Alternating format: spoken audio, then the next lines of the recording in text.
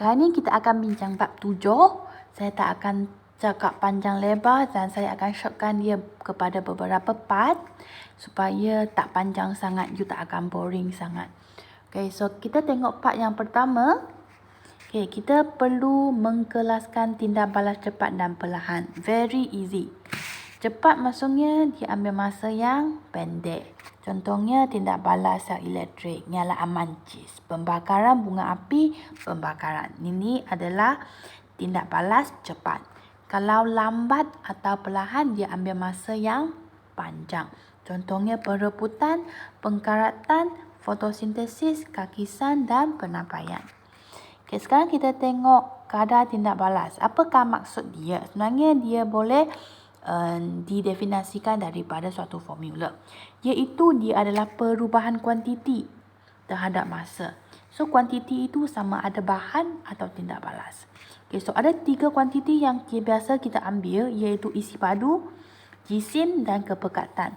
Perubahan jisim terhadap masa, perubahan isi padu terhadap masa atau perubahan kepekatan terhadap masa. Kalau saya guna jisim, saya boleh nampak unit dia adalah unit gram per masa atau kilogram per masa. Kalau isi padu, cm3 per masa. Kepekatan mol per dm3 per masa. Okey. Jadi apa hubungan antara kadar tindak balas dengan tindak balas cepat dan lambat? Keyword dia kita mesti ingat. Kalau tindak balas cepat, kadar tindak balas tinggi. Kalau tindak balas perlahan, kadar tindak balas rendah. Okay, sekarang kita perlu mengenal pasti perubahan yang berlaku dalam tindak balas yang boleh kita perhati atau ukur. Yang pertama, pembentukan mendakan. Kita boleh perhati cepat mendakan hasil atau lambat. Dan kita boleh ukur masa cepat atau lambat mendakan itu dibentukkan. Yang kedua, pengurangan jisim. Kita boleh kira. Kita boleh ukur berat jisim itu. Okay. And then kita boleh kira masa. Okay. Yang ketiga, penambahan isi padu. Okay.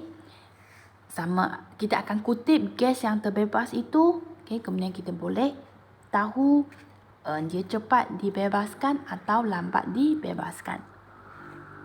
Okay, selain daripada pembentukan mendakan, pengurangan jisim dan penambahan isi padu gas, ada lagi 3. Kalau melibatkan perubahan tekanan, kita boleh guna tolok tekanan. Kalau kita melibatkan perubahan kekonduksian elektrik elektrolit, kita boleh guna ammeter. Kalau ada perubahan nilai pH, kita boleh guna pH meter.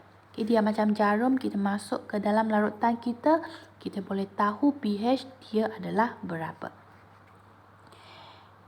Okay, sekarang kita masuk kira-kira. Okay, kadar tindak balas purata dan kadar tindak balas pada masa tertentu.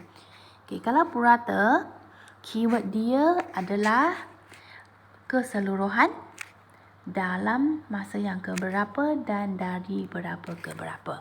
Okay, untuk kadar tindak balas purata hanya kira saja, tak ada lukis tangent. Okay, kalau lukis tangent, keyword dia adalah pada. Okay, pada masa tertentu. Jadi cara melukis tangent, contohnya dia nak kita cari kadar tindak balas pada masa T. Jadi T itu, kalau kita sambung kepada tangent, dia mesti sentuh titik tangent. Kemudian kita sambungkan tangent itu kepada suatu segitiga. Pastikan bahagian kiri dan kanan mempunyai luas yang lebih kurang sama. Kemudian kita sambungkan dan kita dapat koordinat 2 titik ini. Okey. Itulah cara melukis tangent. Okay, kalau kita punya graf adalah melibatkan pengurangan jisim bahan pun boleh lukis. Cuma di sini tangent kita bukan di sebelah atas, dia di bawah graf. Okey. Okey, setakat ini dulu kita sambung bahagian part